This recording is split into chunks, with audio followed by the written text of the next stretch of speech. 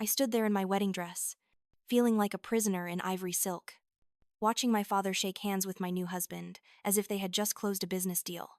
Because that is exactly what had happened. I had been sold. The expensive champagne and crystal flutes, the white roses cascading down the marble staircase, the string quartet playing Pachelbel's canon. It was all a beautiful lie. My wedding day was not a celebration of love. It was a transaction, and I was the collateral. But before I tell you how I ended up here, before I explain how a 29-year-old woman with a master's degree in viticulture and a passion for perfumery became nothing more than a bargaining chip, I need you to understand something. If this story resonates with you, if you have ever felt invisible in your own family, if you have ever been used and discarded by the people who were supposed to love you, please hit that like button. Subscribe to hear how this story ends. Because I promise you, it ends with justice. Drop a comment below and tell me, have you ever been betrayed by family? Because I need to know I am not alone in this. Now, let me take you back to where it all began. 3 weeks before that devastating wedding day. 3 weeks earlier, I was kneeling in the vineyard soil, my hands deep in the rich earth, pruning the Cabernet Sauvignon vines with the kind of focused attention that had always brought me peace. The late afternoon sun painted the rolling hills of Martin Estate in shades of amber and gold, and for just a moment, I allowed myself to forget about the mounting tension in the main house. This vineyard was my sanctuary. These vines, with their gnarled trunks and delicate tendrils, understood me in ways my family never had.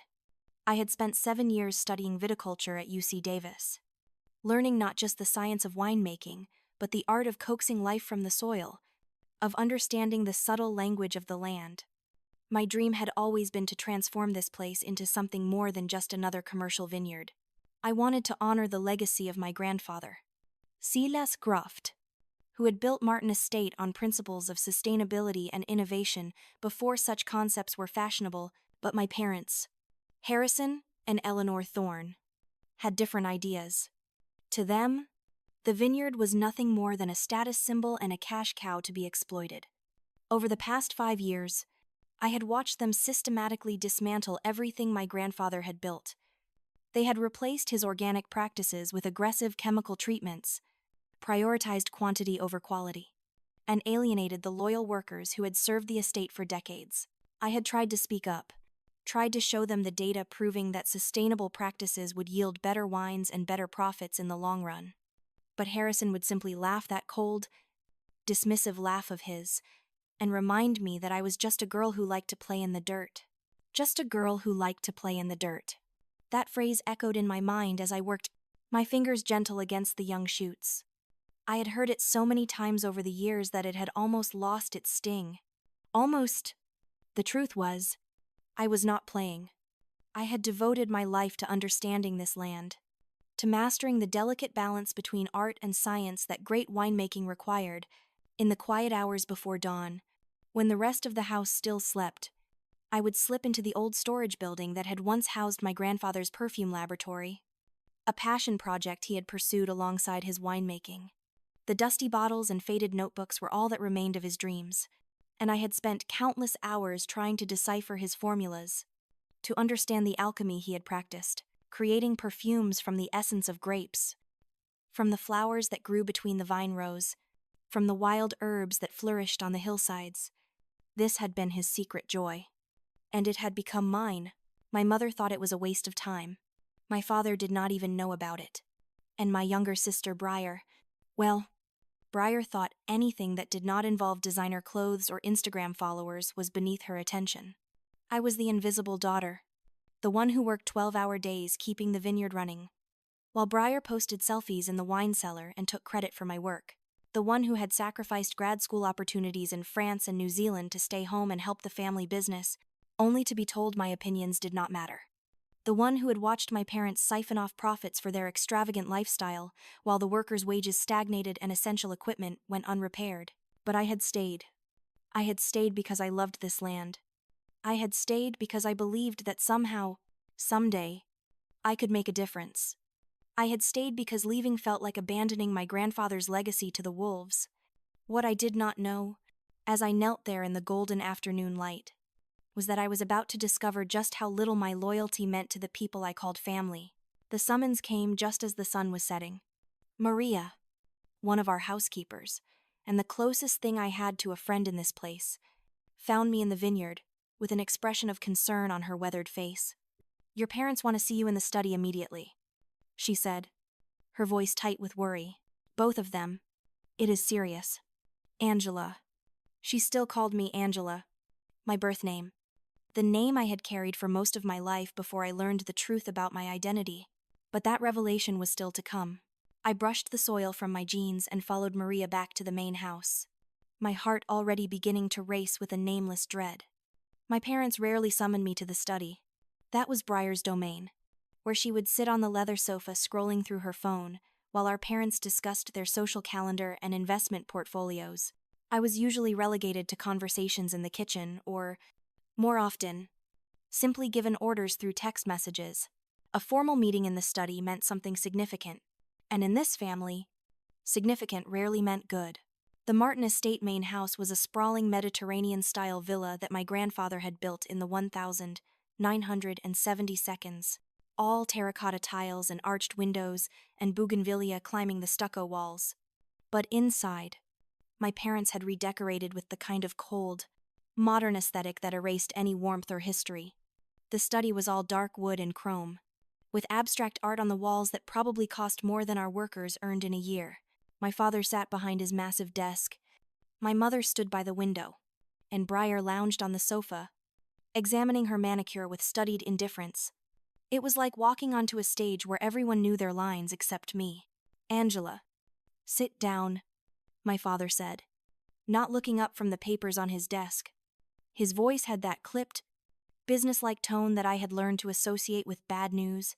I remained standing, my arms crossed, already defensive. I preferred to stand.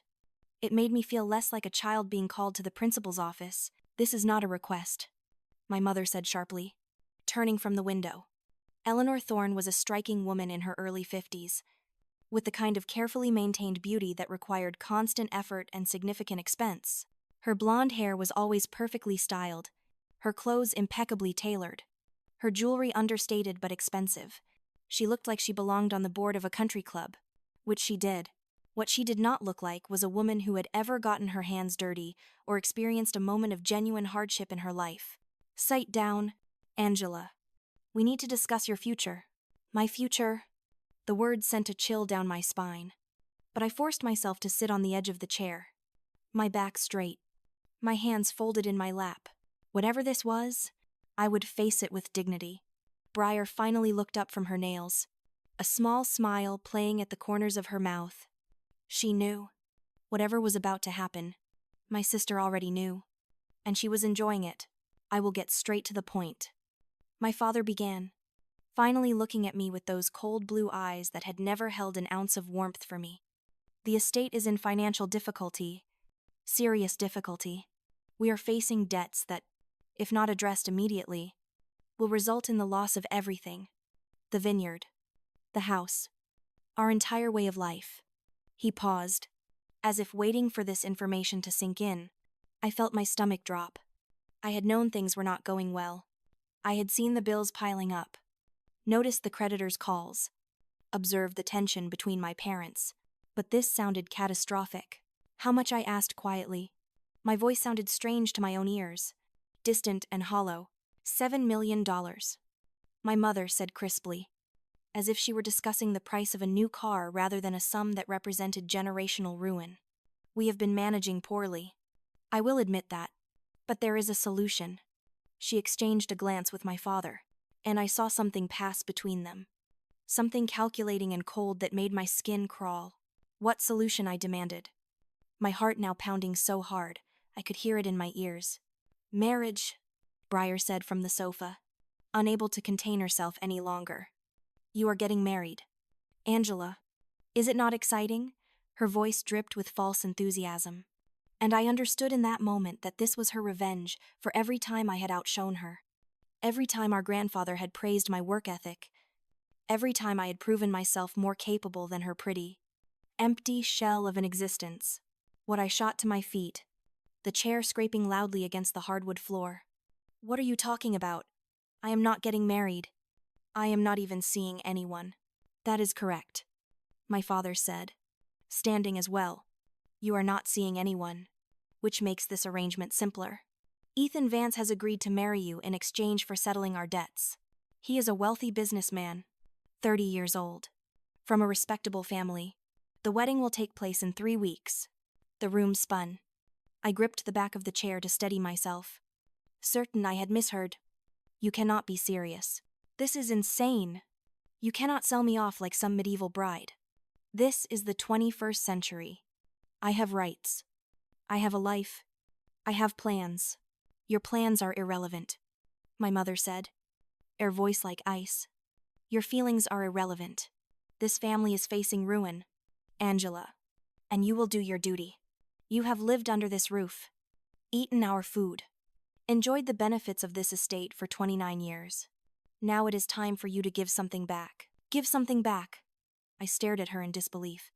"I have given everything back. I have worked this vineyard for 7 years without a salary, without benefits, without even a thank you.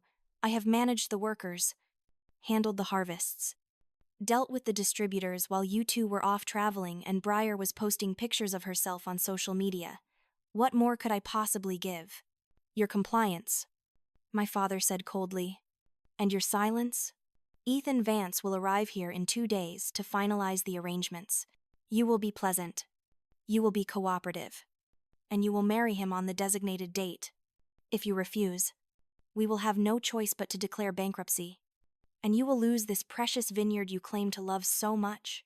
Everything your grandfather built will be sold to the highest bidder, probably some corporate conglomerate that will turn it into a tourist trap. Is that what you want?" It was blackmail. Pure, calculated blackmail. They knew exactly how to hurt me, exactly which lever to pull. The vineyard was not just my workplace or my passion. It was my identity, my connection to the only person in my family who had ever really seen me. My grandfather Silas had died 5 years ago in a car accident on the property, driving down the steep hillside road near the old storage barn. The official report said, brake failure, a tragic accident. But I had always wondered. Silas had been meticulous about vehicle maintenance, and he had been planning to make some major changes to the estate management just before his death. Changes my parents had vehemently opposed. I looked at each of them in turn. My father, cold and ruthless behind his desk. My mother, calculating and cruel by the window. My sister, smug and satisfied on the sofa. These people were supposed to be my family. These people were supposed to love me. Instead, they were selling me to a stranger to cover debts they had accumulated through their own greed and mismanagement. "And who is this Ethan Vance?" I asked, my voice shaking now with suppressed rage. "Why would a wealthy 30-year-old man agree to this? What does he get out of marrying someone he has never met?" "He gets a connection to one of California's oldest vineyard families," my father said, as if this explained everything. "He gets a beautiful wife from good stock, and he gets the satisfaction of helping a family in need. He is a philanthropist. Apparently, a philanthropist who buys wives," I said bitterly. "How noble. Watch your tone," my mother snapped. "You are in no position to be sarcastic. Angela, you should be grateful. Ethan Vance is handsome, successful, and wealthy. Most women would be thrilled by this opportunity. Most women are not being sold against their will." I shot back. "This is human trafficking. This is illegal. I could go to the police and tell them what my father asked," leaning back in his chair with an infuriating calm, "that your parents arranged a marriage to save the family business, that you agreed to marry a man who generously offered to help us, because that is what you will tell people. Angela, you will tell everyone that you met Ethan, fell in love quickly, and decided to marry him to help the family. You will smile and play the role of the happy bride, because if you do not, if you make a scene or refuse to cooperate, I will make sure that every creditor, every business associate, and every media outlet in California knows that you are the reason Martin Estate failed. I will tell them that you mismanaged the vineyard, that your inexperience and poor decisions drove us into debt. Your reputation will be destroyed, and you will never work in this industry again." It was a masterstroke of cruelty. and my father delivered it with the casual ease of a man who had no conscience. He would do it too. I could see it in his eyes. He would sacrifice my entire future, my career, my dreams, everything, to save his own skin and protect his lifestyle. And my mother would help him. She stood there nodding, her expression one of cold satisfaction. Pleased that her husband had handled this difficult situation so efficiently, I felt something break inside me in that moment.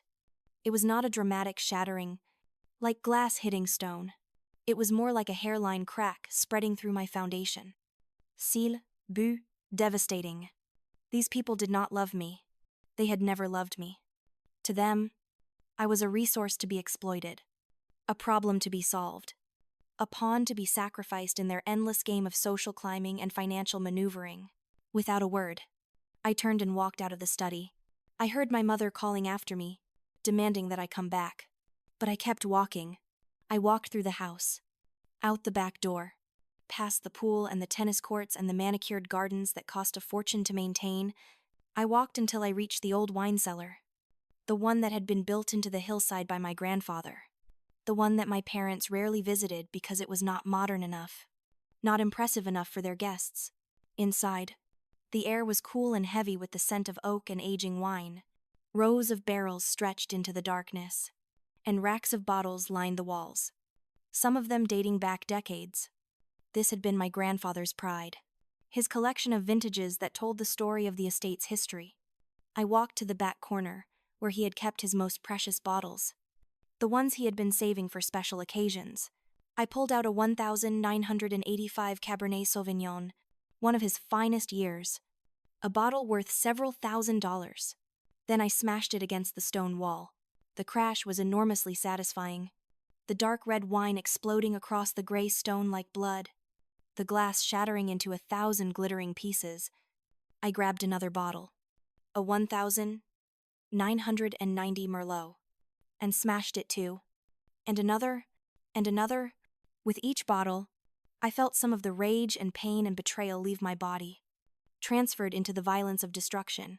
I destroyed 10 bottles before I finally stopped, my chest heaving, my hands cut and bleeding from the glass, tears streaming down my face.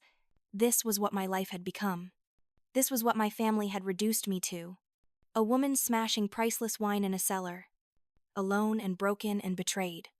I sank down onto the cold stone floor, my back against the wall, and let myself cry. I cried for the little girl who had tried so hard to earn her parents' love. I cried for the young woman who had sacrificed her own dreams to support theirs. I cried for my grandfather, who had died before he could protect me from this. And I cried for myself, for the future that was being stolen from me, for the prison sentence disguised as a wedding. I do not know how long I sat there, long enough for the wine to stop dripping, for my tears to dry, for the cuts on my hands to stop bleeding, long enough for the rage to burn itself out, leaving behind something harder and colder. Determination.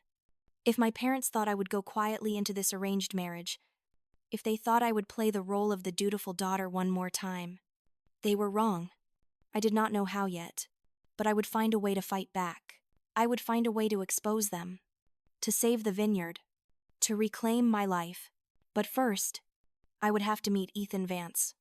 2 days later, I stood on the front steps of the main house, watching a black Mercedes SUV make its way up the long driveway. My mother had insisted I dress appropriately, which apparently meant a sundress and heels rather than my usual jeans and work boots. I felt ridiculous, like I was playing dress-up for some corporate event rather than meeting the man I was being forced to marry. Breyer stood beside me, looking perfect as always in a designer outfit that probably cost more than our workers earned in a month. My parents flanked us, Harrison in a suit, Eleanor in a silk blouse and slacks, everyone playing their assigned roles in this grotesque theater. The SUV pulled to a stop, and a man stepped out. Ethan Vance was tall, probably 6'2", with dark hair, sharp features, and the kind of athletic build that suggested he spent time in the gym. He wore dark jeans, a gray button-down shirt, and expensive sunglasses that hid his eyes. He moved with the easy confidence of someone who had never been told no, never been denied anything he wanted. When he removed his sunglasses, I saw eyes of a startling gray-green, intelligent and assessing. He looked at me the way someone might examine a car they were considering purchasing, cool and analytical. "Mr. Vance, welcome to Martin Estate," my father said, stepping forward, with his hand extended. "We are so pleased you could join us." "Thank you for having me," Ethan replied. His voice was deep and smooth, with a slight edge that suggested he was not a man to be trifled with. He shook my father's hand, then my mother's, then turned to me. "You must be Angela." "Anya," I corrected automatically. Everyone calls me Anya. It was not quite true. My parents insisted on calling me Angela, my legal name. But my grandfather had called me Anya, a nickname derived from my middle name, and I had always preferred it. It felt like claiming a small piece of identity in a life where I had so little control. "Anya," Ethan repeated, and something flickered in his eyes. "Interesting." He took my hand, and I felt a jolt of something. Electricity or warning. I could not tell. His grip was firm but not aggressive. His palm warm and dry.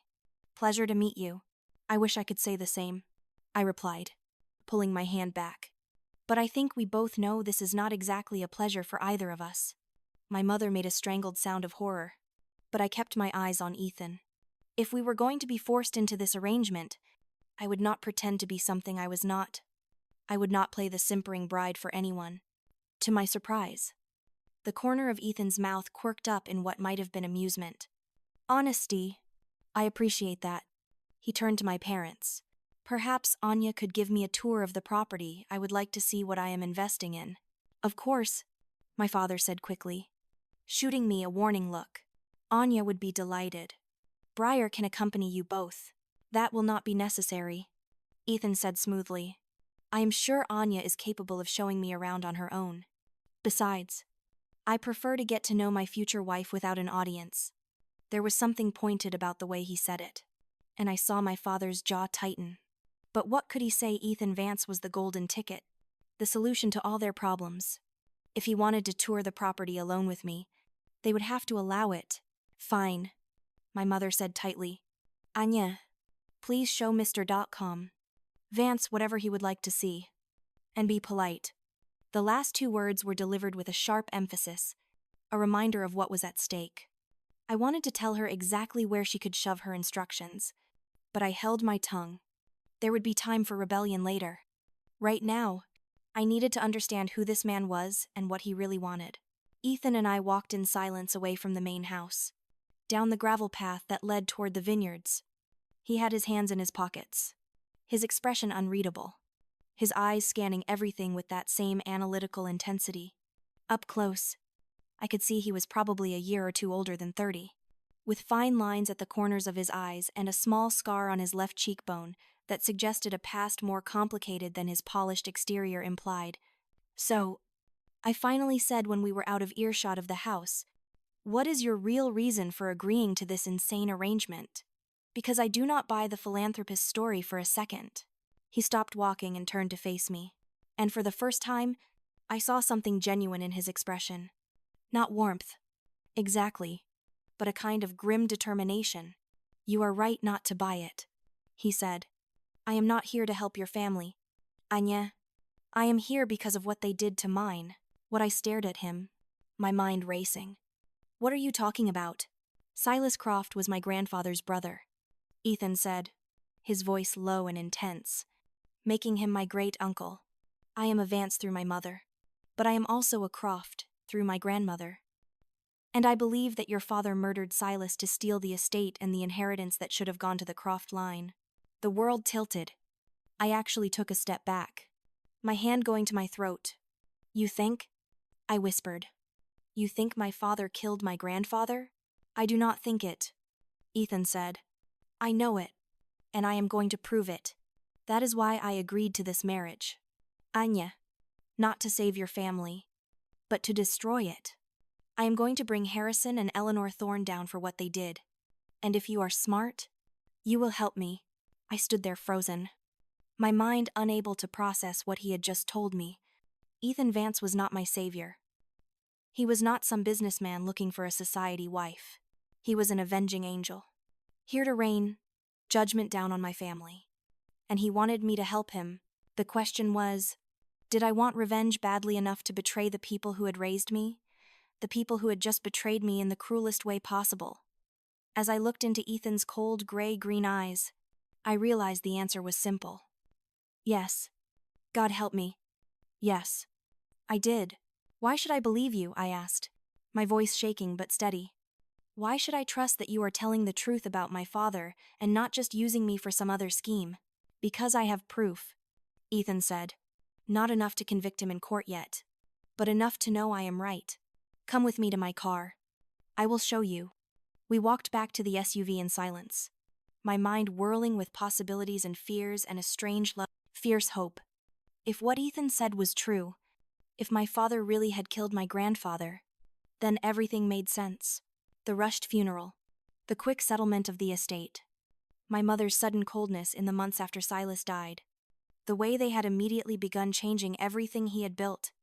I had always felt like something was wrong, but I had convinced myself it was just grief, just family tension. Now I understood it was something far darker.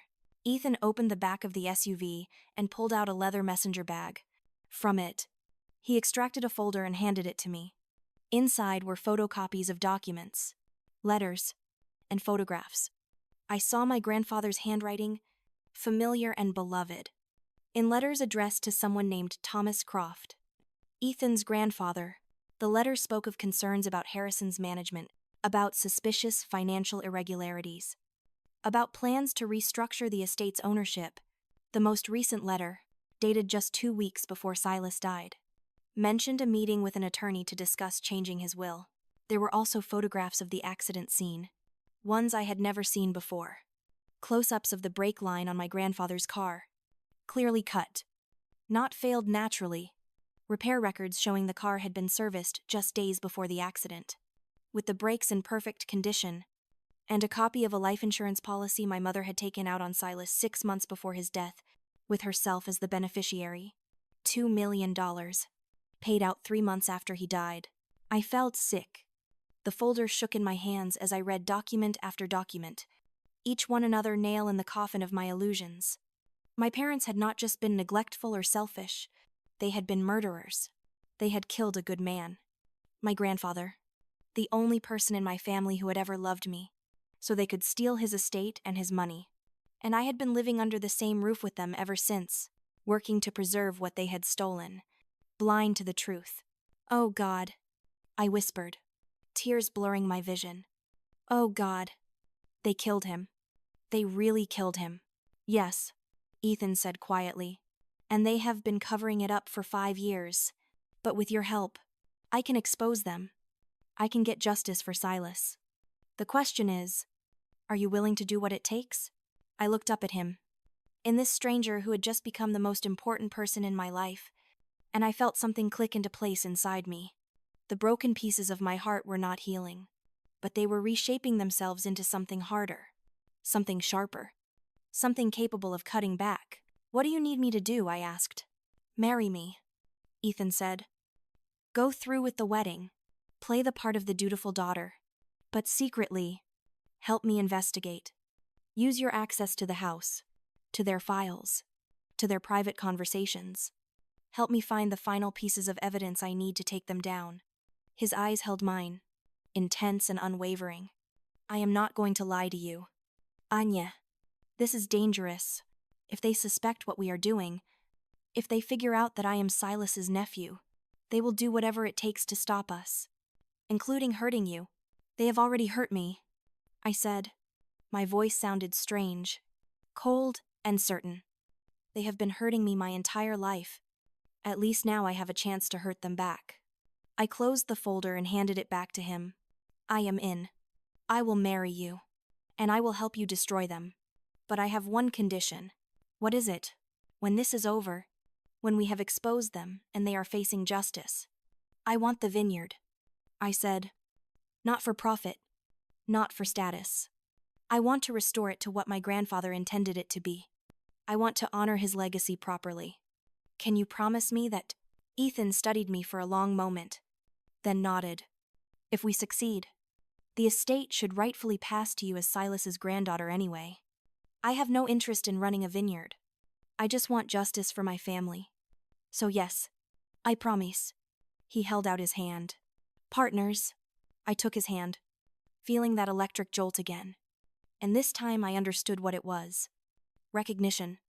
This man was like me, shaped by betrayal and loss, driven by the need to set things right. We were two damaged people embarking on a dangerous mission together. It was not love, not even close, but it was something. Partners. I agreed.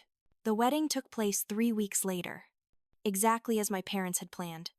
I walked down the aisle in a white dress that cost $20,000. Money we supposedly did not have, toward a man I barely knew. The chapel was filled with society, friends, and business associates, all of them convinced they were witnessing a love match. A fairy tale romance between a vineyard heiress and a successful entrepreneur. None of them knew the truth. None of them suspected that the bride was entering a marriage not for love or money, but for revenge. As I stood at the altar and said my vows, I watched my father's satisfied smile and my mother's proud tears, and I felt nothing but cold hatred. They thought they had won. They thought they had successfully offloaded their difficult daughter and secured their financial future. What they did not know was that they had just invited their greatest enemy into the heart of their home, and I was going to help him burn it all down.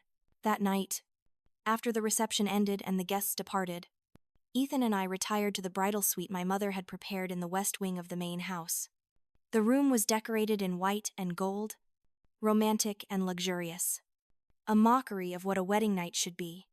I stood by the window, still in my wedding dress, looking out over the dark vineyard, feeling like I was standing on the edge of a cliff. Ethan closed the door behind us and loosened his tie. I noticed he locked the door, and when he turned to face me, all pretense of the charming groom vanished. His expression was hard and focused. "We need to talk," he said. "About the investigation, about what happens next." He pulled out his phone and showed me a photo. This is a letter Silas wrote to my grandfather 2 months before he died. He specifically mentions a laboratory where he was working on perfume formulas, something your parents did not know about.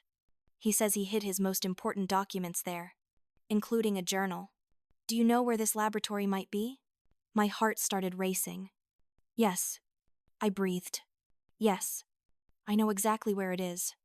I have been using it myself. It is in the old storage building on the east side of the property. My parents never go there.